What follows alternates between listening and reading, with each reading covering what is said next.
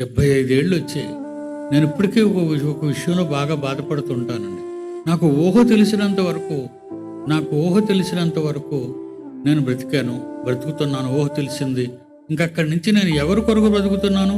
కొద్ది సంవత్సరాలు నేను సాతాను గురించి బ్రతికాను అనే అనుమానం నా గుండెల్లో ఎప్పుడూ చోటు చేసుకుంటుంది. నేను పెద్దవాడినయ్యాను. నా మైండ్ మెచ్యూర్ అయింది.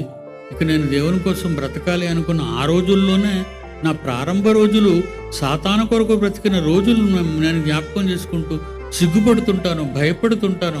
క్షమించమని ప్రతి రాత్రి తండ్రిని అడుగుతాను.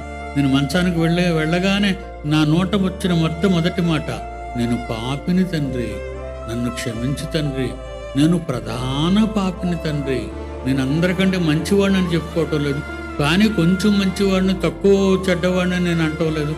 నేను పాపిని, నేను పరిపూర్ణమైన పాపిని తండ్రి అని.